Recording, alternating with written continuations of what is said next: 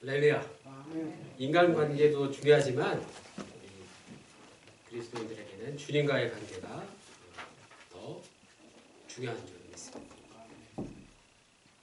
자, 뉴스 들어보셨죠? 델타 바이러스보다 변이 바이러스 중에 더 빠른 오미크론. 엊그제인가요? 이 WHO에서 이름이 정해졌어요. 오미크론. 변이 바이러스 일종이죠. 아프리카에서 발생해서 좀 많이들 경각심을 일으키고 있습니다. 코로나19가 코로나 바이러스가 계속 이렇게 변이를 일으킨다는 거예요. 누가 시키지도 않아요. 스스로. 바이러스는 스스로 번식하죠. 그렇죠? 자, 이 바이러스의 끝이 어딜까요? 오늘 말씀 제목 중에 스스로란 단어가 있잖아요. 저는 이 스스로라는 단어를 한번 잘 생각해 보았어요. 스스로. 우리가 스스로 할 수 있는 일들이 무엇인가? 영어로 우리가 잘 쓰는 말 있죠? 스스로를 셀프라고 합니다. 그죠? 요즘 셀프가 대세잖아요. 셀프 서비스. 셀프의 끝은 또 어디일까요?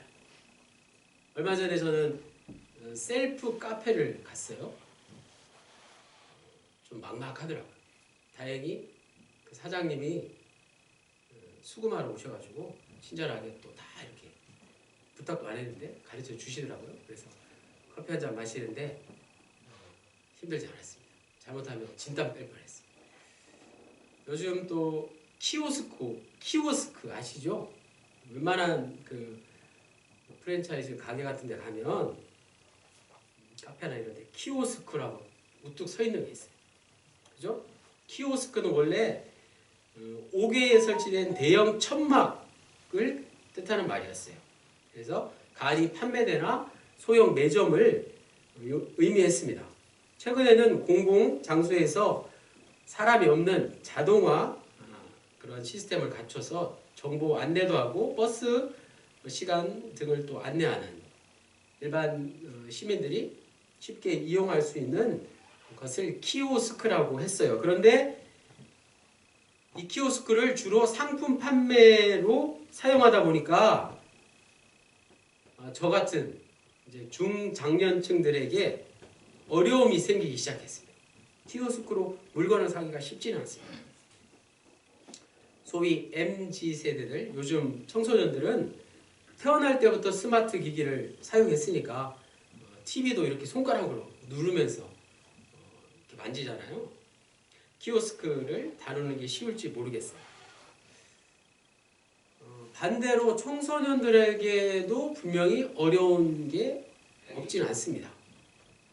가장 대표적인 게 이런 자리에 나오는 게 제일 힘들죠. 요즘 청소년들은 기독교의 이 전통 예배 형식에 참여하기가 쉽지는 않습니다. 얼마나 따분하고 지루하고 그죠? 어렵겠습니까?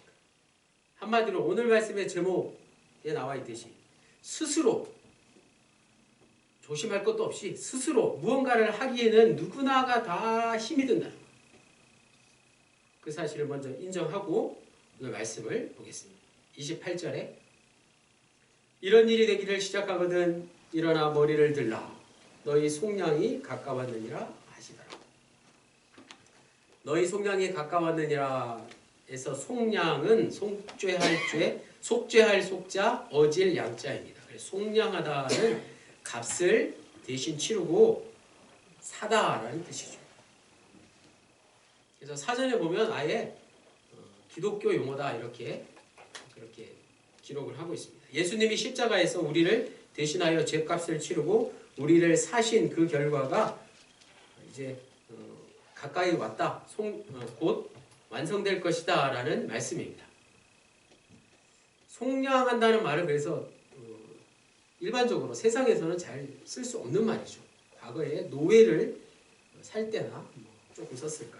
예수님이 하신 일만이 속량하신 일이라는 거예요. 자, 그런데 그걸 완성하실 때는 언제일까요? 너무 궁금합니다. 구체적으로 언제일지. 우리의 속량이 완전히 완성될 때 당부드리기를 그때를 너무 막연하게 생각하지는 마시기 바랍니다. 예수님은 예루살렘 멸망 이후 곧 오실 것처럼 제자들에게 말씀하셨죠. 예루살렘은 2000년 전에 멸망했지만 예수님은 아직도 오지 않으셨습니다. 이 말씀이 가리키는 게 무엇일까요? 바로 이런 것입니다. 이 말씀을 제대로 이해하려면 구약의 선지자들이 말씀하는 예언의 다중적 성취라는 것을 알아야 됩니다. 예언에는 여러 가지 의미가 있다는 거예요. 크게 두 가지죠. 구약의 이사야와 같은 예언자들은 1차적으로 당시의 상황 속에서 말씀이 성취된다고 말했습니다. 나라를 이제 바벨론에게 잃게 된다든지, 또 바벨론에게 빼앗긴 나라를 되찾게 된다든지, 당시의 상황 속에서 말씀이 성취될 것을 먼저 이야기했고, 또 앞으로 일어날 일들의 모형을 동시에 예언했다는 것입니다. 이것이 바로 예언의 다중적 성취라는 것입니다. 구약의 예언들은 대부분 자세히 보면 예수님을 통해서 나타날 현실의 영적인 변화와 동시에 미래의 하나님 나라에 대해서 예언을 하고 있다는 거예요. 두 가지. 영적인 변화 그리고 하나님의 나라가 임할 것. 이 두 가지를 공통적으로 예언자들은 말씀하고 있다는 사실입니다. 마찬가지. 예수님이 복음서에 기록된 말씀을 보면, 예수님의 말씀을 보면 말세의 환란 역시 우리가 지금 살고 있는 지금, 그리고 또 말세가 구체적으로 환란으로 올 텐데, 예루살렘 멸망을 통해서 1차적으로 당시 예수님 시대의 현실에서 성취되었습니다. 아주 잔혹한 그런 예루살렘의 멸망이 있었습니다.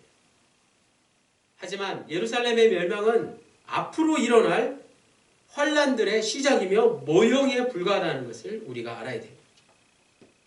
즉 종말의 시대에 이런 환란들이 계속해서 반복해서 일어날 것이며, 그 과정에서 우리는 어떻게 될까요? 핍박을 당하겠지만 그런 환란 가운데 성도들은 구원을 받고 세상은 심판을 당한다는 사실을 예수님은 분명히 말씀해 주셨습니다. 그래서 우리가 사는 지금 이 세상에도 환란이 이미 존재한다는 사실을 먼저 우리가 알아야 됩니다. 그렇죠? 크고 작은 고난, 환란이 우리 주위에 분명히 있습니다. 그러나 그러한 환란 속에서도 그리스도인들은 예수 그리스도를 통해 속량을 받게 된다는 사실을 한순간도 잊어서는 안 됩니다. 지구의 종말이 올 때 당할 대환란 전에 지금 우리가 일상에서 누리는 크고 작은 환란을 가지고 우리가 낙심할 필요가 없다는 사실입니다.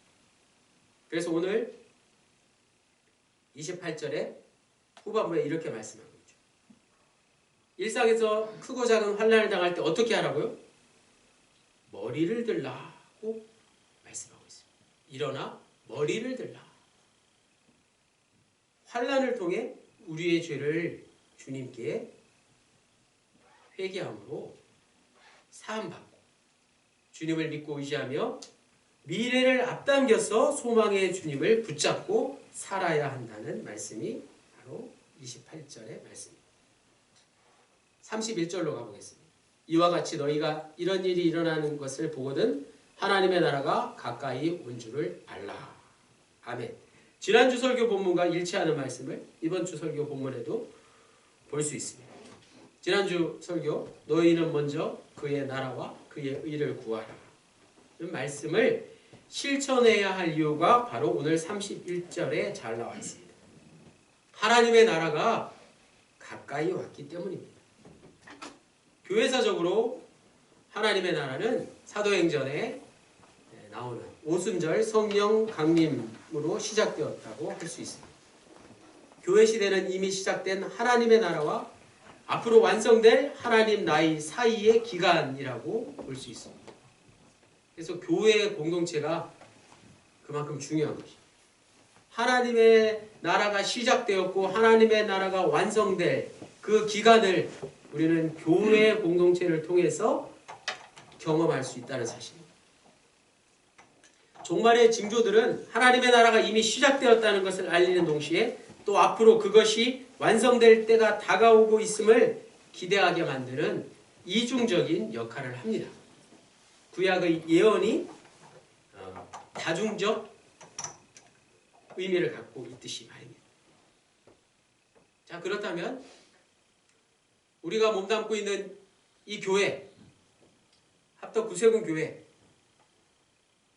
합덕 영문을 통해서 하나님의 나라의 모습을 우리가 이루어가야 할 것입니다.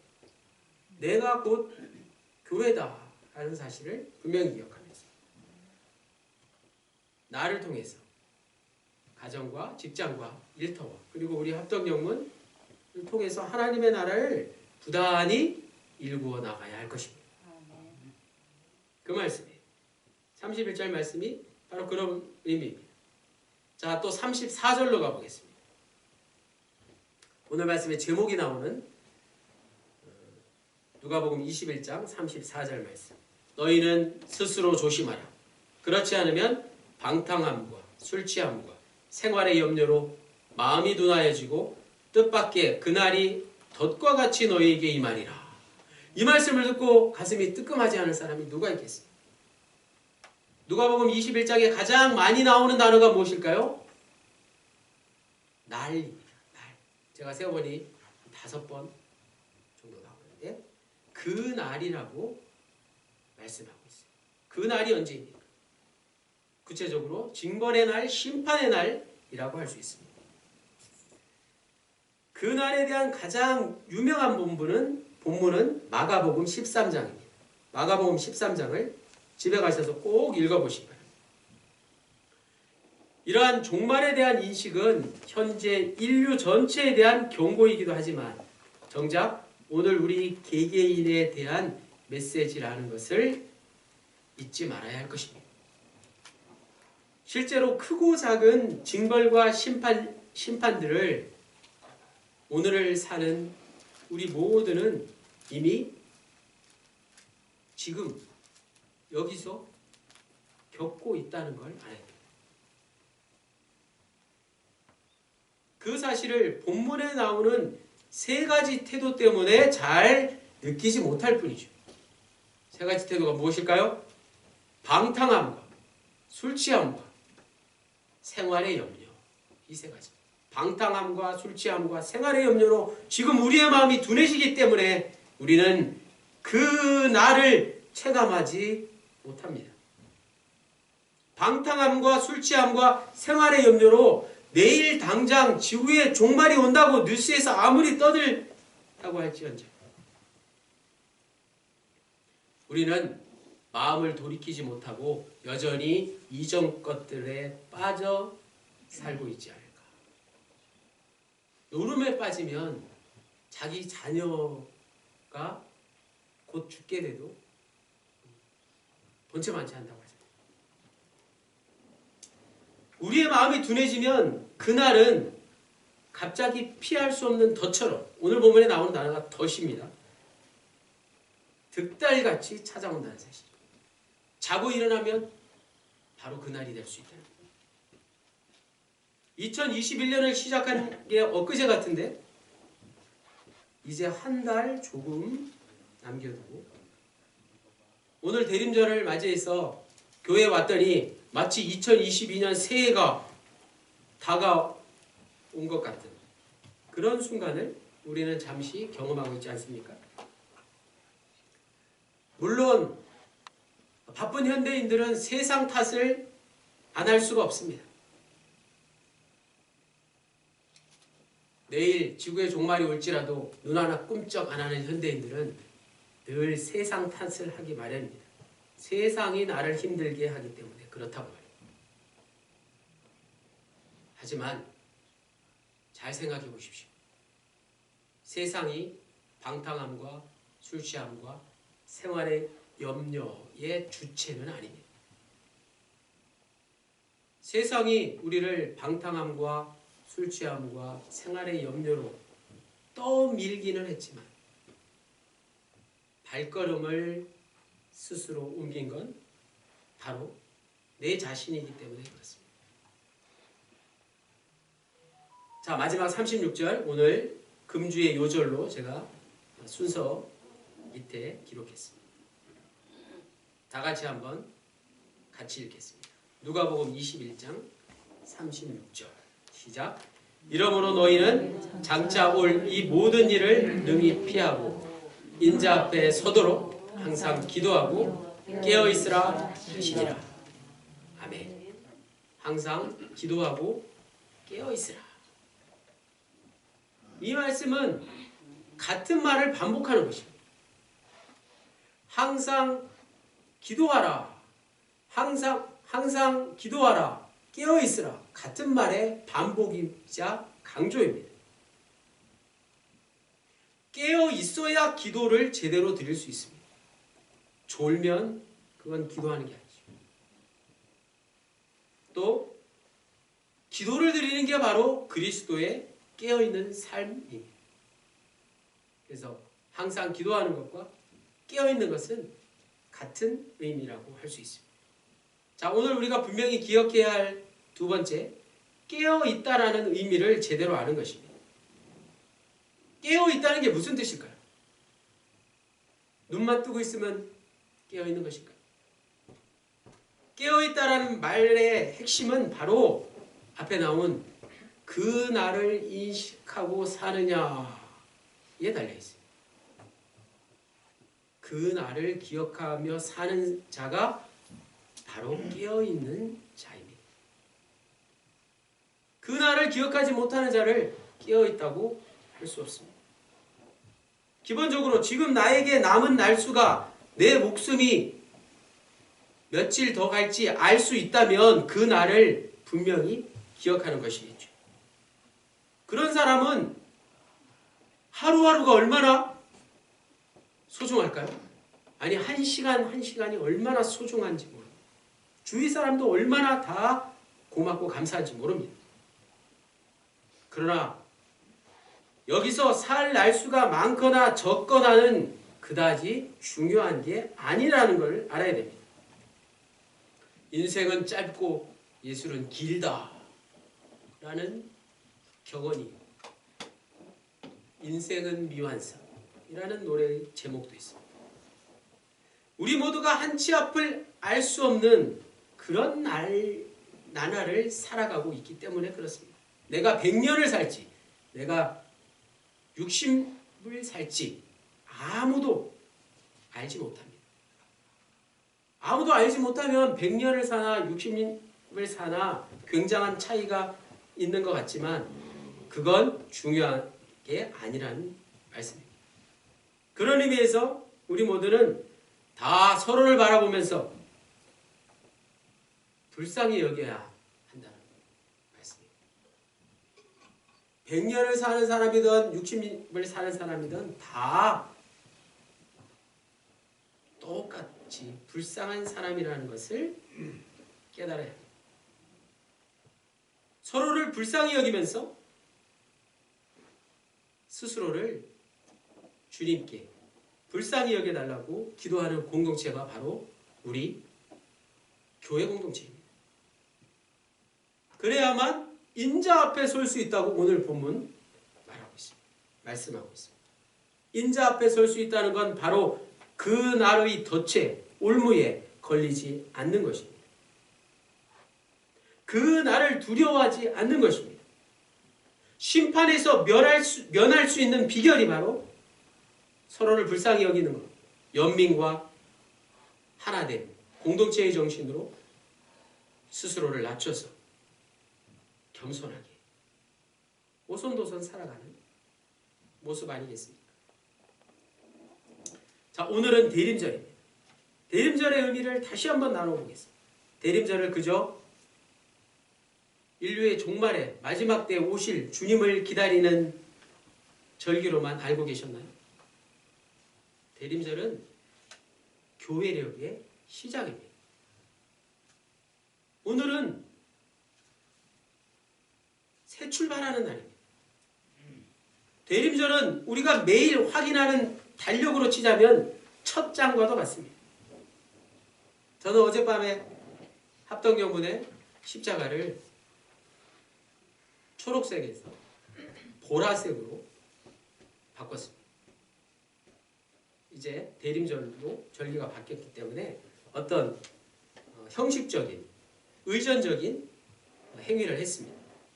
우리가 살아가는데 그리고 신앙생활을 하는데 이런 형식이 기본적으로 매우 중요하다는 사실을 몸소 체험했습니다.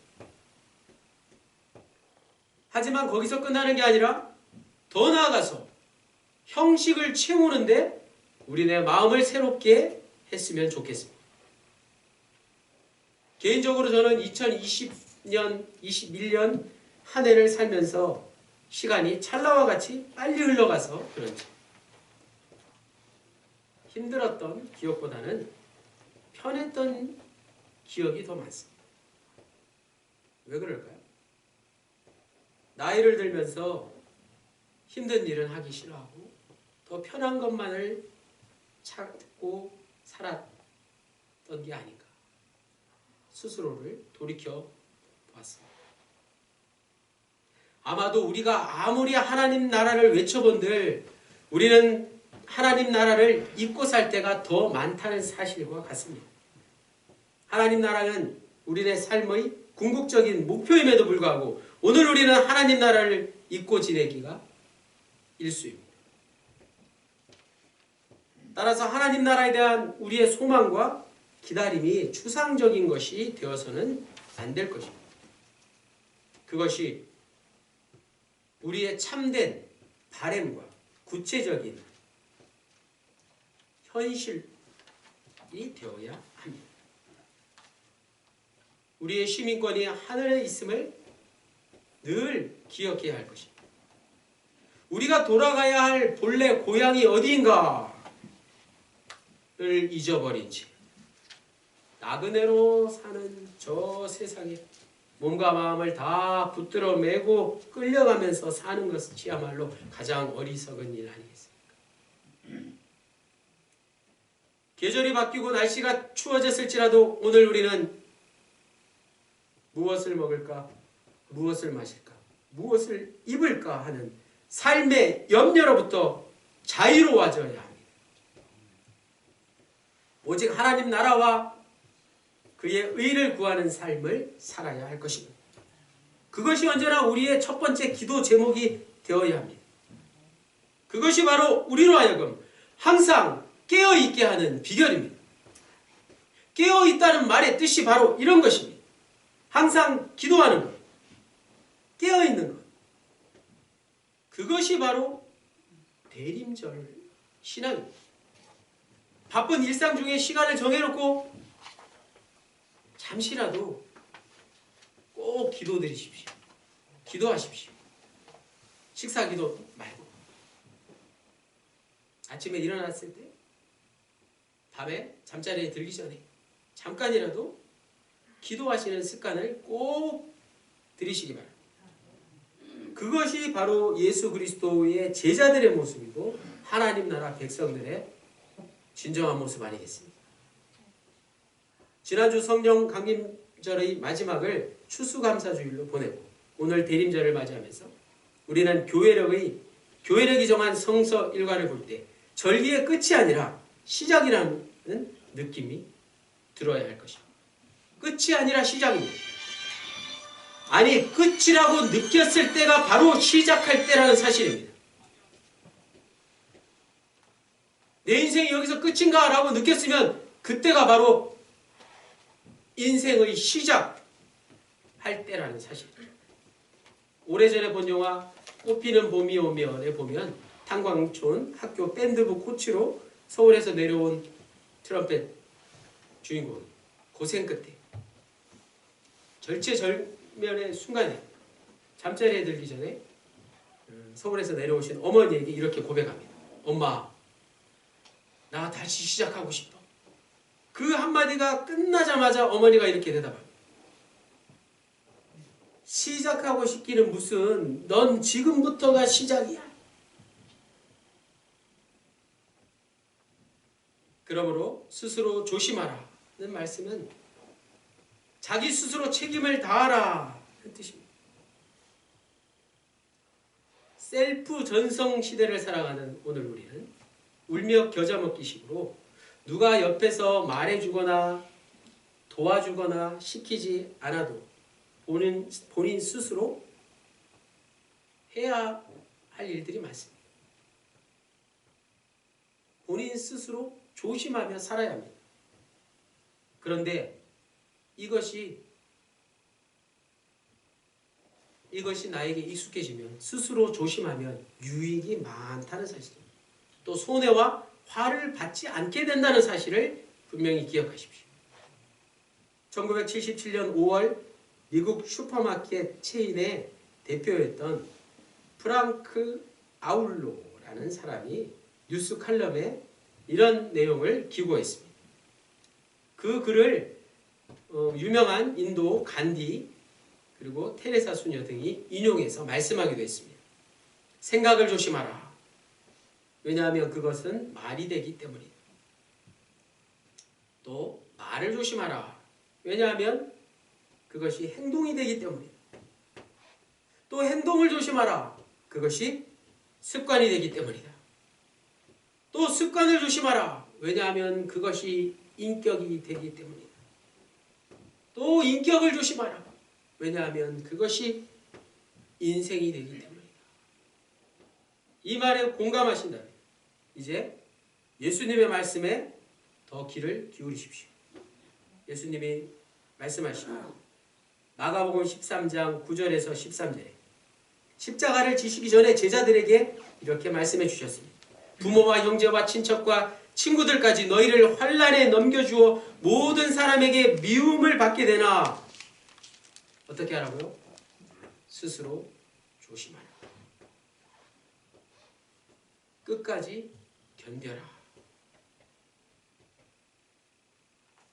그때마다 성령이 지혜를 주리니 성령이 함께 하시니 성령이 너희와 동행하시리니 염려 말고 두려워 말라.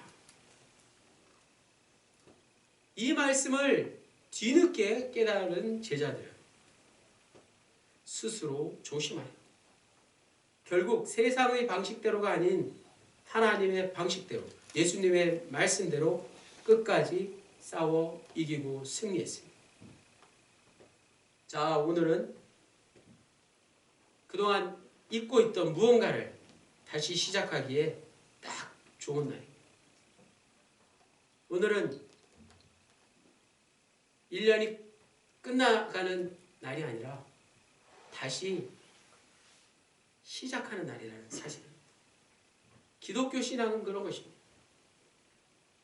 공부를 할까? 운동을 할까? 취미활동을 더 잘해볼까? 여행을 할까? 무엇이든 못하겠습니다. 다만 무엇을 하든지 어떻게 하라고요? 스스로 조심하십시오. 그러면 성령이 주시는 지혜를 사모하는 우리 모두에게 주님이 함께하여 주실 것입니다. 스스로 조심하여서 성령님과 늘 동행하시기를 주님의 이름으로 간절히 축원합니다. 기도드리시겠습니다.